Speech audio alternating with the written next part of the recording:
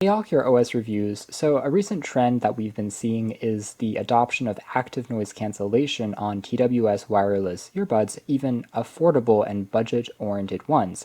That feature is slowly trickling down into more mainstream models, which is great to see. And today we're taking a look at yet another example of that, and it's called the Hakii Time. This one here has active noise cancellation, has audio transparency mode, which is reverse ANC, basically amplifying your external sounds so that you can have a conversation or be aware of your surroundings without having to pull these out. And it will sell for around $100, so that's going to be half the price of, say, Apple's AirPods and more expensive competitors from Sony or Sennheiser.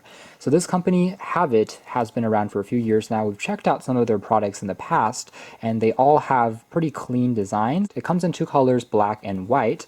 They have 10mm drivers, slightly larger than the average 6 to 7mm on most TWS style buds. In terms of battery life, it's just average. They will last for around 4.5 hours on a single charge, around 4 hours in fact if you have ANC turned on. With the battery case, we get around 20 hours combined, which is decent. It's very average, similar to Apple's AirPods, Redmi AirDots, and other TWS style buds that we've seen in the past. And other accessories come in this little carrying pouch, a nice little accessory, and inside of this is where we have the charging cable, which is using standard USB Type-C, as well as a few sets of customizable ear tips. Finally, there is a quick user manual, pretty well presented overall. So taking a closer look at the design of the Hakii Time, first impressions is the battery case is pretty compact for ANC buds. It's actually very similar to, say, the Redmi AirDots, as you can see there in terms of the dimensions, and also, say, the Apple AirPods. So these are going to slide pretty easily into pockets. The Komi ANC buds that we checked out just a few days ago,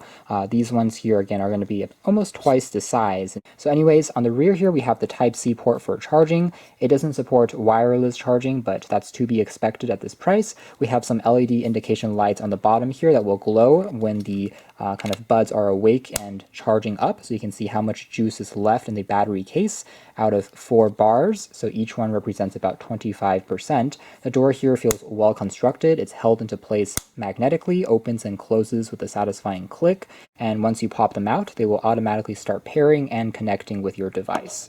It is worth noting that like other more affordable, budget-oriented buds, these do have a support for codecs like SBC and AAC, which is pretty good, although it doesn't have Qualcomm's aptX, so that's one thing to keep in mind. Otherwise, the waterproof rating on these is IPX4, so it's going to be good for using at the gym, being sweatproof and rainproof, although you should probably stay away from submerging them fully into water. Now, the overall size and design, as well as the shape of the stems, is a little reminiscent of the AirPod Pros from the back and fits in pretty securely into my ears at least. Didn't fall loose even as I was walking around and doing a jog earlier. They were comfortable for wearing the full 4 to 5 hours without really causing any stress or strain. The outside, of course, is a little bit different, has a slightly triangular shape, and then the Havit logo here is touch sensitive. So you can use this to basically hold for a few seconds to turn on the active noise cancellation, hold again for 3 seconds to go into the audio transparency mode, and then hold once again to turn that function off. We'll talk about the performance there in a moment. There's also an LED status light, a few different microphones for picking up the sound, and that is pretty much it. So a clean overall look.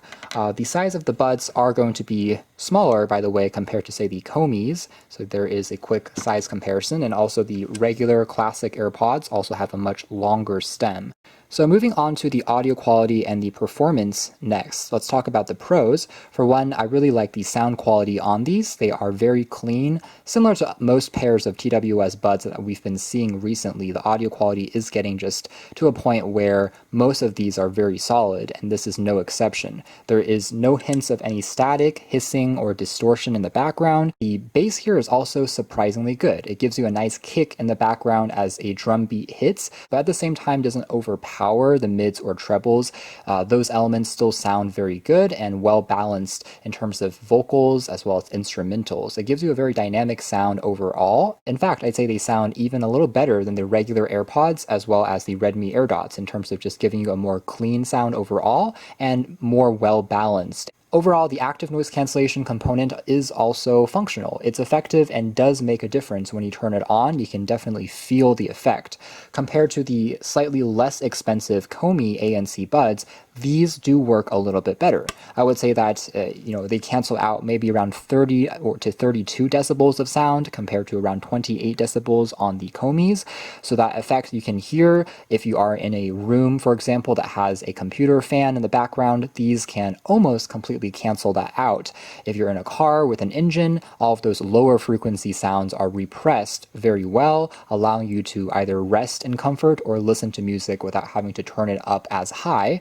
And in terms of higher frequency sounds like humans' voices, that's the area where it still isn't as good as some industry leaders. Audio transparency mode is also a bit more aggressive and works slightly better in my testing compared to the Komis. They amplify the external sound a little more loudly, so you can hear what's going on around you a bit more clearly, and the difference is more observable. As far as the cons are concerned, I would say one of them is being that you can't change the volume directly by tapping on the controls. You can do things like play and pause the music, switch between the ANC modes, answer, reject phone calls, but again, if you want to raise the volume higher or lower, you either have to use your phone or use a voice assistant. However, one control that I do like is when you are in a phone call, you can double tap in order to mute the microphones on the buds, which is kind of interesting. So if you are, say, having a conference on Zoom or Skype or Teams, and of course we're all doing a lot of those these days due to the pandemic, you can prevent your microphone from making any noise when other people are talking just by double tapping. And then last but not least, I would say again, it doesn't have aptX, so the absolute latency is not going to be the lowest in the world. You can definitely still use these for watching videos, and the mouths of people as they're moving compared to the audio is synced together pretty well on YouTube and Netflix these days.